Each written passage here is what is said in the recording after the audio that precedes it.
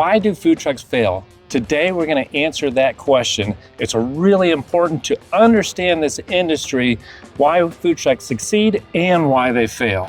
We're going to talk about getting your licenses and permits. We're going to talk about numbers. We're going to talk about marketing. We're going to talk about speed of service for your food truck. And stay tuned to the end where we're going to give you some special tips and tricks on how to be successful as you operate. With that being said, let's dive in. Okay, Bill, so as we mentioned, we're going to be talking about why food trucks fail. And this is such a big topic, it can seem like a downer, but the reality is, like any business, there are people who do really well in it, but there are food trucks that go out of business for one reason or another. And so let's get into it to help anybody who's looking at getting into this figure out some of the pitfalls that they can avoid. So I'll throw it out to you. All right. Why do food trucks fail?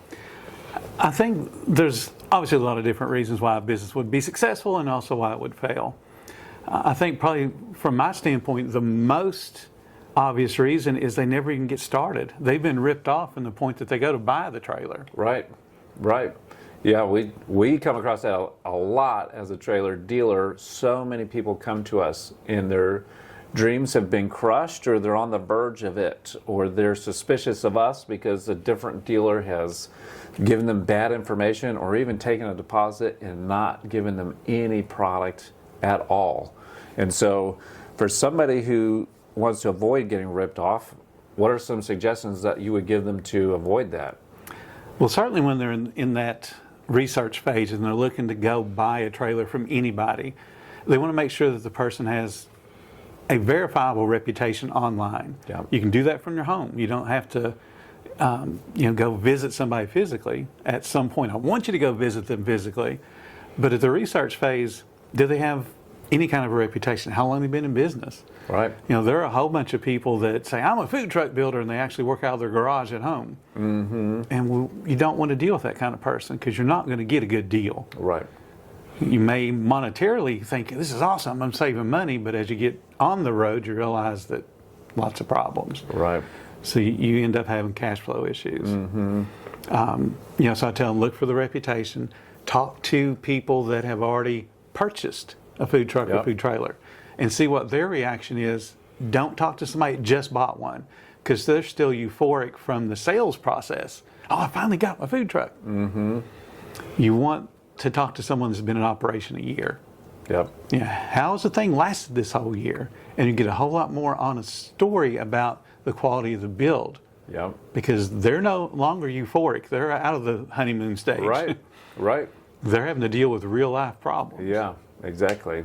Well, and there's one of the things that we've seen a lot is that the used market has become so big, mm-hmm. because there's so many food trucks that are out on the road right now and then getting resold for one reason or another. And so a lot of people view it almost like the car industry, like, oh, it's a good way to get a good deal. But you can still get ripped off in that market. How can people avoid some pitfalls when they're looking at a used food truck? That's a great question. I actually have a download that's available for folks that tells them exactly what to look at. Because you're going to get dirty. You're going to get up underneath the thing. You want to see how it's welded. You want to check the I-beams and what's underneath it. The suspension. Yeah. You want to look at the tires, lug nuts. You want to count the lug nuts to make sure there's the right amount of weight carrying on those axles. Because if there's not, you don't have a lot of room on the inside to put stuff. Right. So we're also going to climb up on the top. We're going to look at anything that's cut through the roof. Is it sealed properly? Is there evidence of leaks? And we're not even talking about the inside yet. We're still on the outside. Right. You got to go all the way around the thing. You look, is there obvious rust? Sight yourself down the wall. Is the wall wavy?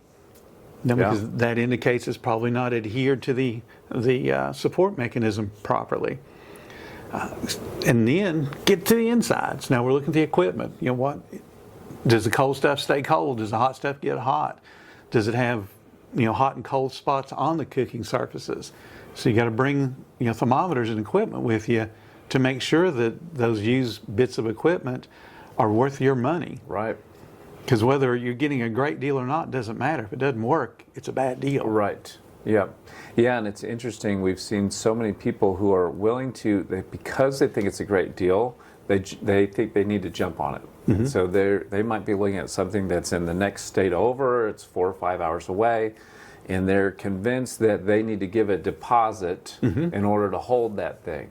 And they don't see it before they put money down. And especially if you're buying used, but also when you're buying new, that is such a big deal. And anybody who's pressuring you to do that, it's probably not a great indicator. Yeah. It's one thing if I don't know of any builders who will build a new piece of equipment without some version of a deposit. But if you've got a used piece and it's sitting there and they say, yeah, send me $10,000 today, that's a really bad sign. We encourage everybody, do not do that. You must see it in person, because how it's presented online versus how it's presented in real life can be very different. And beyond that, there are plenty of people who are just stealing pictures from the internet and posting something that they don't actually have possession of. And that once that deposit's given, that's it. You will never hear from that person again or see them again, and you will not get your money back. Absolutely. It's really scary. It is.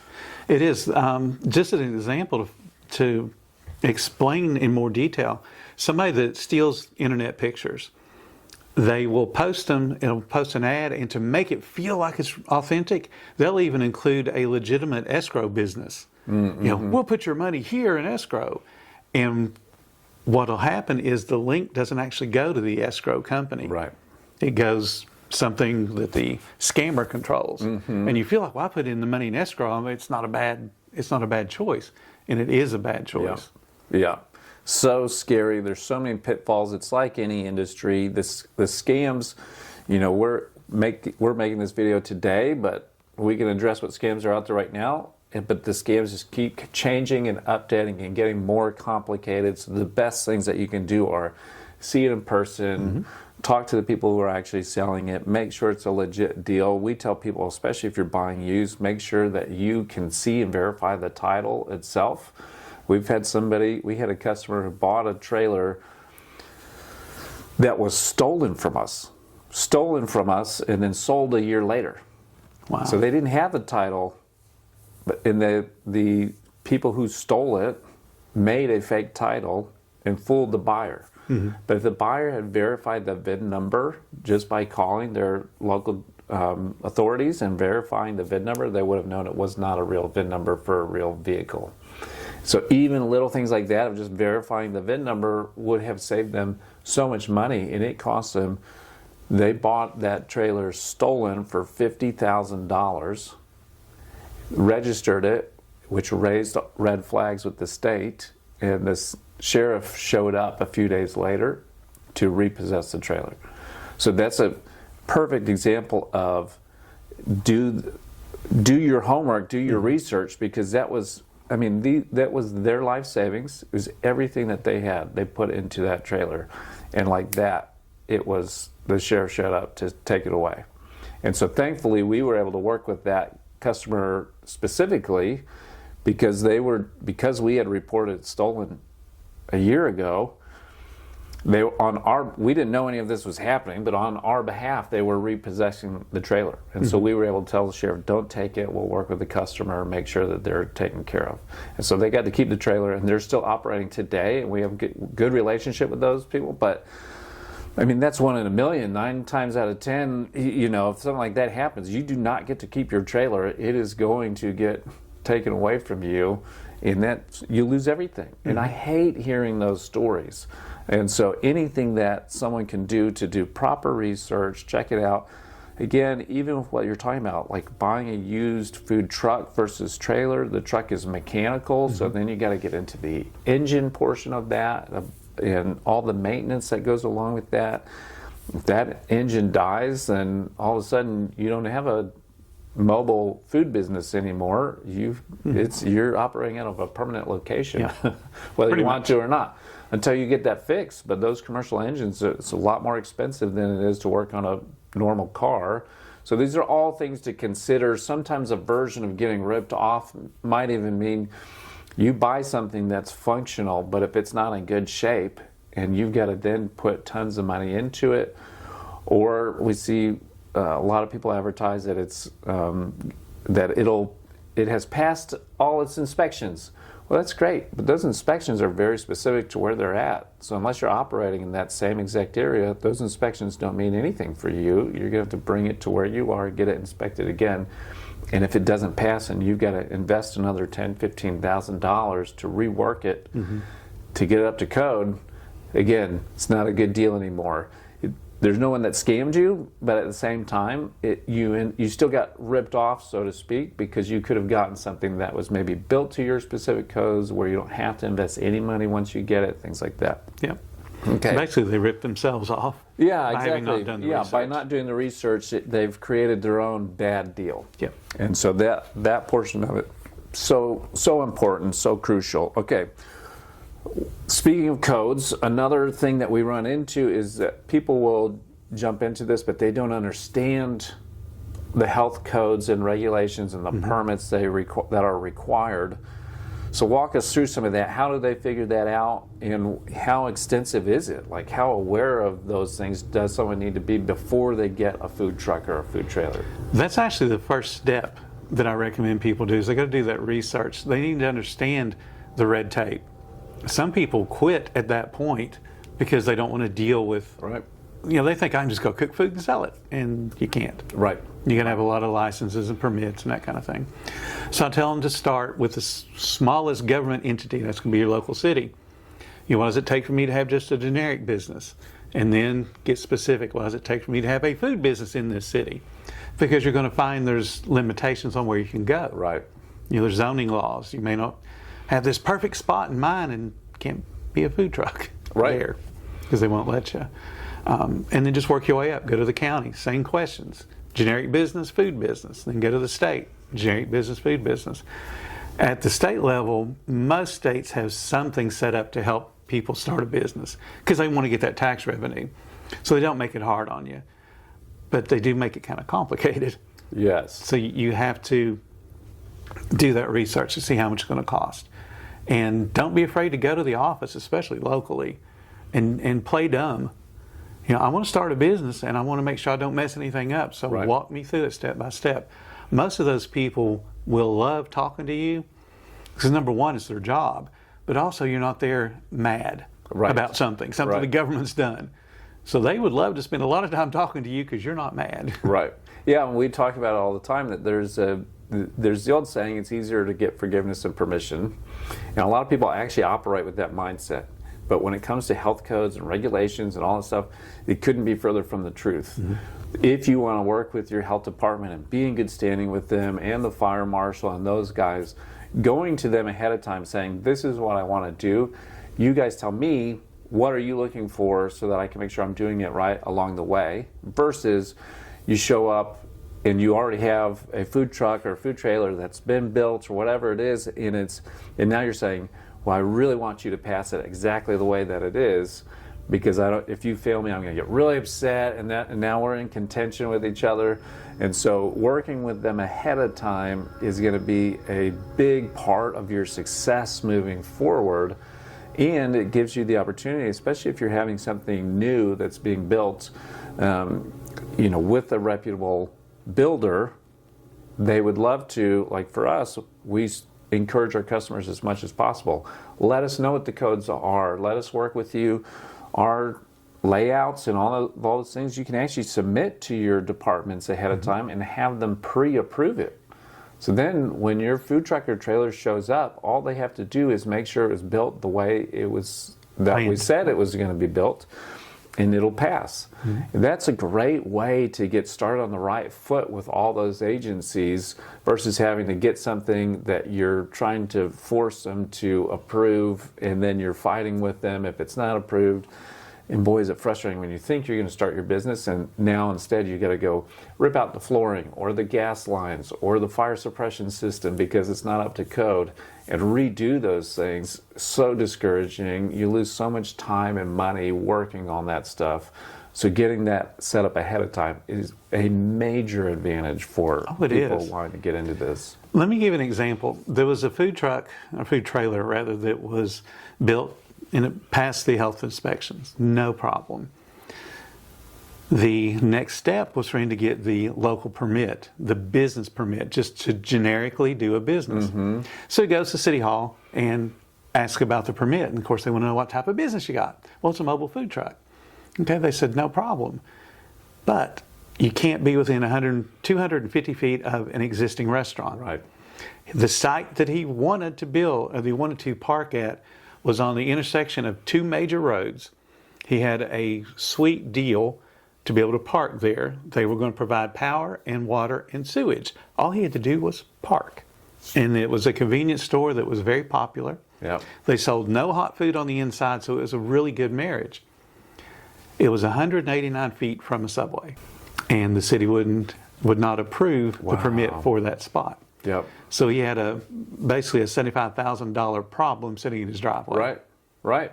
Yeah, and we've heard that over and over again. And we've heard just that story where people, even from the owner of the property and all that, everybody's on board and given permission, on the same page. Yes, you can do it. And sometimes food truck operators think that's all they need is the permission of the owner. Right.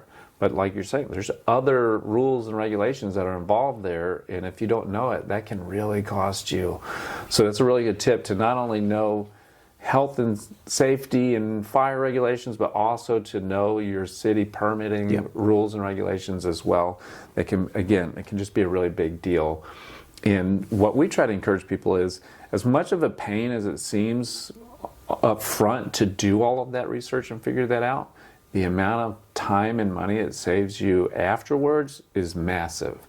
And so that every minute that you spend researching now can save you hours on the back end later. And so if this really is something that you want to do and you want to get into, it's very much worth putting in the time and effort to figure those things out ahead of time. Oh, absolutely. It saddens me because I work with people all the time at the very beginning of their business. And one of the questions I'm going to ask them is, have you checked those rules and regulations zoning-wise? Why do I need zoning? Well, because it controls where you can set up. Right. And as obnoxious as it is, or as much as it feels like it's a pain, it's still the rules, and they are what they are, and the local officials will not have any problem shutting you down if you don't play by the rules. That's for sure. We can hate the rules, but it doesn't change the rules, and so we've got to abide by those, which can be frustrating. Okay, so we've talked about people will get ripped off. They don't understand necessarily not only the regulations, but the permits that are involved and all that. What are some other reasons now, if they can get past those things, now what do we see at the next stage where food trucks fail? There's a couple of different kind of branches that go into failure. One of them is being undercapitalized. So they spent their entire life savings to get that piece of equipment. They got it permitted and licensed, which ain't cheap either. So now it comes down to, how do I get started? And they go out and they lift up the window and they start selling food, but there's not enough people coming in for them to be able to sustain themselves from day to day. Right. So being undercapitalized, not being prepared financially to be open. Right. Because you got to buy inventory, you got to buy small wares. The most fancy decked out food trucks, typically it's not going to have pots and pans and knives and spatulas and all the small things that we need to cook with. It's got the big stuff. Right. But it doesn't have the little stuff. And that's pricey, to get going, or even having backups. You buy a refrigerated unit, it's going to have 12 pans on the top. That's awesome. You need more than 12. Right. Right. You got to have backups. Yeah, exactly. Yeah, we talk about all the time and the question that we ask is, how long is your runway? Right? Of like, okay, you've got the unit now, but there's a runway that you need before the business is profitable. And so, one, you need to understand what those true costs are that will get you to profitability. Hey, if I sell pizzas, I've got to sell X number of pizzas a day in order to break even that day.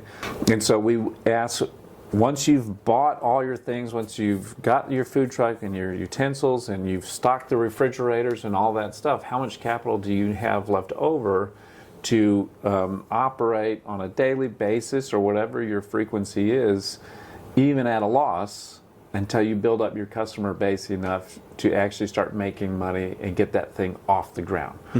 And so having too short of a runway can be a major cause of people going out of business because they didn't give themselves enough time to just build a customer base.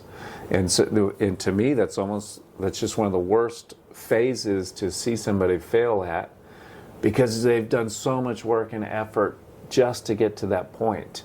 But for them to not understand, and that's kind of where we can kind of even flip this conversation. This is a business. For a lot of people, it's a passion, and it's, they love to cook good food, and all of that is really good and it's needed. But the other side of that coin is that it is a business. And if we're not figuring out how to operate it as a business to make money, then we're not going to be able to do our passion for as long as we'd hoped. Right. And so understanding some of those business principles, like the runway that you need to get off the ground, is going to be crucial. And so that even goes into, well, how do you do some of those things? Because, if we don't, gaining the capital, we can lengthen our runway by gaining customers quickly, right?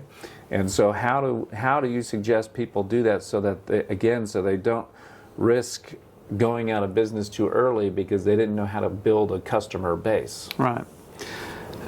When we talk about marketing, the first thing that I tell everybody, and this is mandatory, you can't market, because all marketing is an invitation. Please come try my food.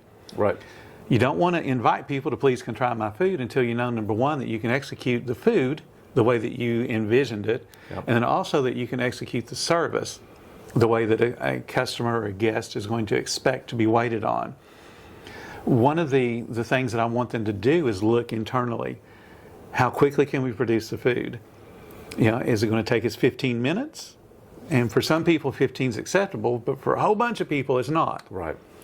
And then are we going to be friendly enough? And what does that process and procedure look like? Hi, welcome to my food truck. Would you like to try?